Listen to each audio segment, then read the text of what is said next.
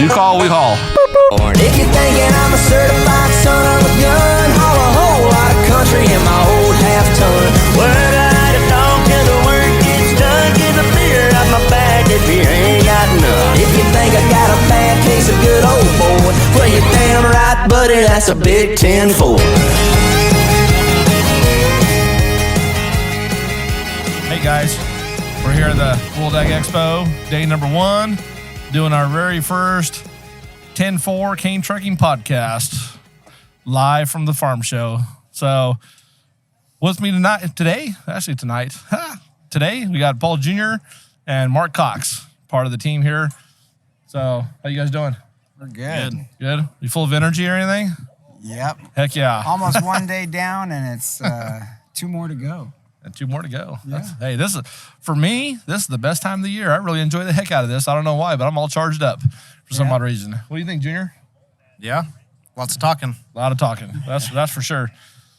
So kind of a quick little introduction here. I mean, what's this all about? Well, we've done magazines, we've done social media, and I'm kind of old school in the trenches with the shovel, I think is what I'm designed for. So this here social media deal is a whole nother program that I'm not used to, but it's been pretty dang good for Cain Trucking. That's a big thing. So we're on our next step here, kind of doing some podcast. Maybe it's good, maybe not. Maybe we talk too much. Maybe it's good information. Who knows? It's a buffet, I guess. So anyhow, kind of a little quick rundown of Cain Trucking. We've been around since 1925. Primarily started out with road oils and asphalt, doing a lot for the farmers, a lot for the county agencies. A lot of these deals here in Tulare County, these roads we all drive on, pretty much when they were built. Cain Trucking is the ones there putting the oil down. So a lot of history in that part, and it kind of evolved into manufacturing organic dairy compost. There's a big deal there nowadays, and we kind of got into nut hauling as well now. That's a lot of customers that we dealt with already need some good trucking services, and we were here to fill that gap, and that's a big thing. Service is everything for us, and quality products. That's what Cain Trucking is all about. So, for the most part, other than that, that's a big deal here. And Mark, how long you been here in the company now, Mark? So I came over in November of 2018 and started my journey here at Cain Trucking. So I come from an ag background, farmed since I was a little boy, riding around in the pickup with Dad and changing water and just driving tractors and all that. So it's definitely a little bit of a change, but still feels like home. And Cain Trucking's been a great company, and they treat me like family. So I'm very blessed to be a part of what we have going here. Yeah, that's awesome. It's been good so far. Everything's going great. And Junior, give us a little bit of your deal there. How far back can you remember in this program? Pretty much as far as I can remember, just about. Pretty much started running equipment when I was 8 years old, and now I'm running the compost yard and dispatch pistachios when it's in season. So, yeah. Pretty much that probably every bit of at least 18, 20 years now. Yeah, you've been here for a while. I remember the boys here. Jason's our other one here in the mix. He's not here with us today, but, remember the boys out here washing trucks. They started out washing trucks in the yard over there, and they couldn't really reach to push the clutch pedal down, so they had to hang on to the steering wheel, push the clutch pedal, and then reach over and put it in gear so they could move the truck and put it in the bay, and they did it, made it all happen. So it's pretty neat. And here we are all these years later, still going, and now they're running around with no problem running things. So it's pretty good. A little history, Cain Trucking, 1925 is when it started. Actually probably before that. Glenn Cain started the deal. It's called Cain Brothers, and then Bill Cain came back from the war, and it became Cain Trucking, and it kind of took off from there. Bill Cain gave a lot of people opportunity, and then Butch, my stepfather-in-law, Butch Gimlin, he's a big part. You would have thought him and Bill were like father and son for the most part going around here. And then Wanda Hennard was also involved. She went to school with Bill Cain and was kind of learned all the accounting deals there, and came here with Bill, and kind of kept on going. So you had basically the three of them running the deal, and got into compost because we acquired another company. I think it was about 84 or something like that when we acquired the other company there on the compost part, and it just kind of kept on going. And now we're a big part, 50% ag and 50% is all construction. So it just keeps on going. And here we are. We had an opportunity, and I come from the dairy business and farming. That's what I grew up doing. Used to aggravate the crap out of me having to feed calves and cows. As it wasn't my thing. I was more of an equipment guy than it was for feeding the animals. But we did all that growing up. It's just part of what it is. And you work all the time, 7 days a week. When you're done working, then you go play. It's just what it is. So it's kind of neat, but here we are. Still working all the time. That's our bad habit. I admit that. If you don't like to work, this is definitely not the place to be. But if you love it and you want to grow something, be part of something big, a lot of opportunity here in Cain Trucking. It's bigger than just us anymore, and we've been very fortunate with good employees, good customers, vendors. The whole deal is what makes this whole thing turn and make happen here. So other than that, that's a big deal here. So we've got a few questions on, I guess we've gotten on some other episodes or so. This is our first episode, but we did another podcast with the Ag Center, and that was the first one technically there. That was exciting, actually. I was pretty tuned up on that one there. So I guess we got some questions that came in from some of the viewers, listeners there. So you guys want to read that? My eyeballs are kind of blurry. I can't read this sucker's too small here, but Sure. You can read it. I didn't get it. Go for it, Mark. You got it? I haven't got it yet. Oh, we're still loading. Oh, man. Still loading. Well, I was going to add one thing. Yeah, go ahead. So in dealing with customers and people out there in the ag world, that's kind of more my side a little bit is on the ag side, and it's one of the things that we offer is quality service, and I think that is not told enough. The quality that we bring in transportation of goods, right? Yeah. And so fertility, one side of it, and the compost and gyp and soil amendments, but also getting their crops to the processors with the nut hauling.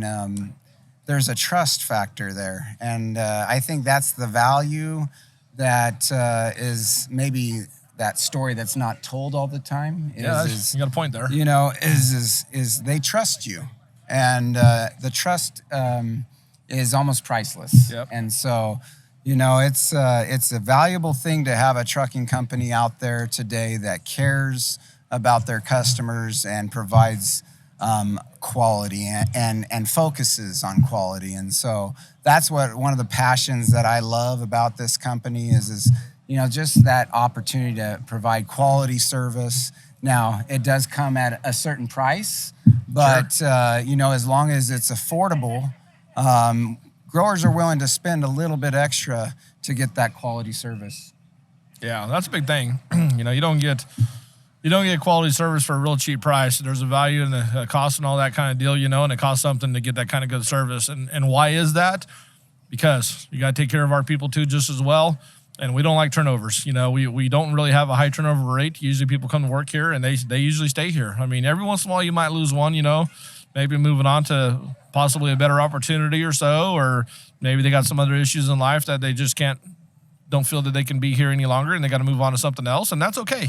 We wish everybody the best no matter what. It's a big program here, but and our program is not for everybody. I'm telling you, that's the thing. If you like to work, this is a good place, but if you don't, this is the wrong place. And I'm straight up honest with everybody when we talk to people, because that's just a simple fact. You got to love what you do, and you got to believe in your products, and it's just a big thing. So it really works out good. So yeah, there's a lot of value and pride in your work. That's a big thing that everybody needs. We used to have a lot of that. It's kind of all, for everybody. I'm not just talking about Cain Trucking, but across the board, those values have kind of disappeared a little bit. Everybody's looking for a paycheck and don't care about their quality of work. And that's a big thing that I think we need to get all that back instilled in everybody, Have some pride in yourself, pride in your work you do, make yourself valuable to whatever company you're working for, and everything else will just turn out. It just works, Absolutely. And definitely believe in the Lord, because that's a big thing. We got to have faith in everything we do, and that's what we're all losing. And it's not for everybody, sure, but when a person's on their deathbed, that's the first thing they ask for, right? And that's a very important, So everything happens for a reason, but having pride and quality work, make yourself valuable to the company, good service, all this stuff comes with a little bit of a cost, And sometimes we shoot ourselves in the foot, because if it ain't right to what you're looking for in a product or a service, if it don't fit to what we do, or if we can't fit to what your program is, we shoot ourselves in the foot because we'll just say this is not going to work, and we don't want to sell you something that's not going to work. I mean, it's our reputation, our word, our bond, and we want it to happen for everybody. So I don't know. It's kind of it is a big program for sure. So absolutely. Well, you guys think good? I know I talk a lot, that's for sure. But we have to fit our words in real quick and short. But no, it's 100%. You're right, and there's just that pride, and when you have pride in your work, it usually turns out for the best. Yeah. So, a couple questions for off of social media that I guess we're gonna explain or answer. Perfect. I'll go ahead and do that. The first one is if you weren't doing this, what would you be doing? So that's a pretty good question right there. I mean, my wife always says that truckers aren't made, they're born. And there's a lot of truth to that. You got to love what you do, and it's born. Look at our grandson there, Jace, and I mean, he wakes up in the morning and all he can say is truck. So I guess it's in his blood too for being a trucker. I guess it's coming. I'm not good or bad, but that's a fact, and that's real important. So what would I do? I don't know. I love equipment, and I love creating jobs and creating relationships with everybody. So that's kind of a tough one to beat. This is what I've done all the time, and I enjoy the heck out of it. I would probably work for free just to be doing the same deal I'm doing, I guess, just to have something to do all the time, You might start out as business relationships, and it starts off as that, and it turns into friendships, and the network of people in the community you deal with, and all that. It's just maybe I'm getting old and all compassionate and stuff, but there's a lot of value to that. And that's what I love that. I get excited going around meeting customers and talking. I mean, that just fuels my fire. Talking to the employees, everybody involved in the mix. I don't know. I mean, I'd probably be less stressful just to go work for somebody and run a piece of equipment. That sounds probably good some days, but I'm not wired that way. So we'll keep on going and deal with the challenges. So I wouldn't do anything different. This is what I'd be doing. I love it. So, Junior, what about you? What would you be doing if you weren't a truck driver or worked for Cain Trucking? I'm not sure. Probably be an equipment or truck somewhere, I guess. Yeah. Pretty much about the same thing. Yeah. I always like to think of it as, we want to do usually when we're growing up, kind of the same thing that we're brought up in, right? So what our parents did or whatnot, that's usually kind of how it goes, right?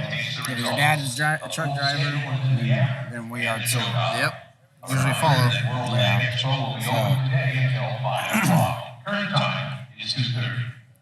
As for me, I think when I was growing up, I always would tell everybody that I either wanted to be a tractor or a horse. And I don't understand either or how I could be, but that was really fascinating. But no, you got to love what you do. You got to be passionate about it, and I think that's the important part. I've got a question, Mark, real quick. Yeah. What kind of horse would you like to be? I mean, I think about it. If you think about it, I want to be a horse. I want to be a stallion, but I know that doesn't run on my cards. I'm going to be a Clydesdale, the biggest. Okay, that's pretty good. Those are big ones. So next question would be, what's your most expensive truck, Paul, on the fleet? Well, that's a pretty good question. I mean, in today's market, if you're buying just a truck, I mean, it's still a lot of money, but you put a trailer behind it, that's pretty high up there. But I would say the distributor truck, spreader truck, what we use to spread the oil. I mean, obviously last year we just purchased a couple of them, and first time in pretty much almost 100 years that we've been in business. Next year does that. So those are some pretty shocking prices. So I'd say the spreader truck is what it is. And after that would be more into the transport trucks, tractor and a trailer combination. All right. Yeah. Well, they're all beautiful. That's for sure. There's a lot of pretty trucks on the road up and down the freeway and country roads. And even a customer today said, man, you guys are in and out of farm roads, dirty roads, dusty roads, yet there's still, of course they get dirty, but there's still a lot of show in those trucks as they go through the dirt and mud and everything else. So that comes back to the pride of the driver just as well. I mean, we can polish them up, paint them, the whole deal, but it's up to the driver to kind of take care of it as well. I mean, it helps it out, and it's pride. That comes back to being pride again as far as it goes. So right on. Yeah, that's exciting there. Cool. So last one would be is what's one of the craziest things, I guess both of you, because you guys are both drivers, is what's the craziest thing you guys have seen on the road out there, and your driving experiences? Yeah. You want to go for it, Junior? What do you think? No, go ahead. Oh, man, I got a whole buffet of that kind of stuff. It's amazing, I mean, where do you go with that? You can go into the gutter side of it as well. I mean, you see some things that really get you excited. You're looking down, you're driving down the highway, you look in the car there, and you got something happening there. It's like, hey, how you doing, right? And then you got some, you're like, what the heck? You want to, it's like, you don't want to see that part of it, I mean, so you take the good with the bad, I guess. But other than that, I mean, you get some accidents. I mean, I think for me, one of the craziest deals, and it's kind of engraved in my memory, is, when I was driving there, I was actually going down Highway 14 here in California, going south out of Palmdale. You kind of come down and, you're in rush hour traffic, a lot of vehicles on the road. And there's a vehicle there, is a pickup truck, and they had their kids, the parents are in the front seat, the regular cab, and you got the kids in the back of the pickup bed, kind of the old school, what it used to be a long time ago. Nobody thought twice about it, right? Anyways, their lane's coming to an end. I slowed down to let them move over to get in front of me, and I slowed down, and they still wouldn't merge over. And it's like, I can't just stop on the highway, and they wouldn't move, so I kept going. Well, then I noticed that I'm getting a lot of static on my CB, so I scrolled through the CB channels real quick, and I found what channel they're on. Of course, talking all kinds of BS, pissed off at the trucker because he didn't let him in. Well, their buddy told him, well, he did let you in. He flashed the lights, and you didn't move. So he didn't like that. Obviously, they passed me up, flipped me off, and then they cut me off. And as soon as they cut me off, and now keep in mind, we're now going downhill into L.A. on that 14 there, going down the hill. And I had a set of doubles, and I was loaded up with steel pipe. And they cut me off, and as soon as they cut me off, they hammered on their brakes. I got on my brakes pretty hard, and I was worried that the pipe's going to slip out, but I had it tied down pretty good. But there's always that fear there. And I got close enough to the rear end where I couldn't see the kids in the back of that pickup bed. That's how close we were. All I seen is the back window. And now they're about scared the crap out of me. And, real quick like that, you could have wiped out a family real fast. And not out of my stupidity, but out of their stupidity, out of road rage, right? So that one there's still stuck in my mind for lots of years now, and just those things of what could have happened really quick. And the good Lord was looking over me that day there and had a guardian angel, because I did not touch them, not even a little ding on their bumper, nothing at all, and got out of that deal. And thank God that was the case, because that'd been a whole different program. So, I've told that story a few times. Not everybody knows that about me as far as that goes. I've been on the road a lot of years and driving. I've experienced a lot of things, and some of those things just really make you wonder, and a simple deal, road rage, could have cost that whole family their life or worse, other people's too, just as well, so that there's probably the worst thing I've seen as far as that goes there, for me. Sure. So I'm sure there's a lot of people out there, a lot of drivers that probably listen to this here, and I'm sure they've had something a lot worse and things you don't even want to imagine that could happen on the road and different things like that too, so Absolutely. it's that one there touches home. Get me almost choked up right now just thinking about it, but anyhow. Yeah. Junior, what do you think? You got anything? You've been on the road. I mean, you had a few people kind of cut off in front of you a little bit. And yeah, a couple times. I think the worst I've seen is an accident. A little delivery van was hauling red chilies and got totaled out while I was walking up to it, and I thought it was blood or something all over the road, but it's just red chilies, but still makes you cringe, and just how crazy the road could be sometimes, so. Yep. Yeah. Mark, do you ever everything? I mean, you've driven a little bit of truck now too. I mean, I'm sure you've seen just a little bit of stuff, but So I bring a different side of it, right? So I used to think truck drivers, it's like, yeah, just take this stuff and go, the non-importance of it. I used to see that side because we were so focused in on the growing and farming side of things. But being on this side of the fence and actually seeing what they have to do day in, day out, And yeah, I went and got my license when I came on at Cain Trucking. And so now that brings a whole new awareness, I think, to me personally. And so getting behind a big rig and driving and then being loaded with a loaded set, it brings a whole new awareness, a different type of driving, and understanding your weights and how heavy you are and how much distance you need to stop. And I think that there in itself is probably one of the biggest challenges in today's driving on the freeway or driving anywhere is understanding that these trucks cannot stop on a dime like a car.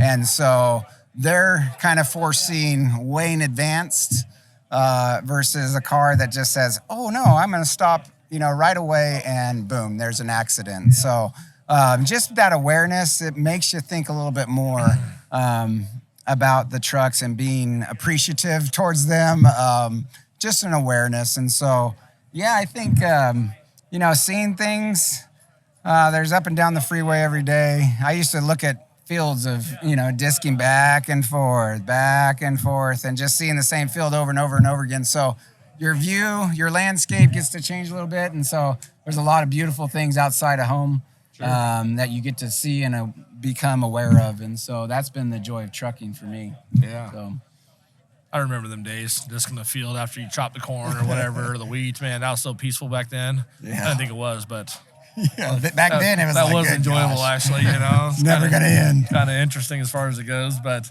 yeah, it's pretty good already. So all kinds of deals. Is there another question? Was that the last one? That was about it. Huh? They talked about one other question would be is where did Cain Trucking get their name? And so yeah, so that probably Cain Trucking. Bill Cain, Glenn Cain, and then Bill Cain. So pretty much is their last names, and that's kind of what has been there. We came in here and bought I had an opportunity, and we were able to buy some stock in here, and we left it the same name. Why change it if it's not broke? It's a well-known name here in the valley here. And a lot of history, something to be proud about too, just as well. So Bill Cain. That was his last name, and that's what it is. Cain Trucking Incorporated. You call, we haul. There's more to that phrase if we can finish it out, but I'm not going to because might hurt some people's ears, But anyhow, so yeah, I think we're pretty close to wrapping it up. So this is our first one. Hopefully you guys enjoy it. If you got any questions or so, submit it in. So maybe on the next go round we can kind of come back around on some of those questions. Maybe get some other ones, some customers or vendors, or if you want to be on there, you can pick my brain or anybody's brain if you want to be on. So just submit those questions in, and we'll get back to you as far as that goes. So, yeah, so if you guys want to follow us, I only know Instagram because that's all I have, but I guess you got Facebook. They got that part and all the social media deals, right? And website. So we got our website. That's caintruckinginc.com. You got some videos in there, some content that kind of gives you a little rundown of who we are, what we do. The social media part is all over the place there. So you won't see us in magazines because we don't advertise in that scenario no more. This has been pretty good. Plus, I get to do my favorite thing. That's talking a lot, I love to talk to people. So, sometimes good, sometimes bad. But for the most part, that's where we're at, Yeah. And we're based here in Tulare, California. So you're all welcome. You want to stop by the office or so. You're looking for opportunities, and we go online and fill that out or come by. I like when everybody comes by, you get to actually meet them and stuff like that too, It's more personal, one-on-one. I enjoy that better, but whatever works. We're not, whatever turns out. Technology is there. I'm just having a hard time to accept it all. That's all. But other than that, you call, we haul. Boop, boop. Over and out. Come on. Well, you're damn right, buddy, that's a big 10-4.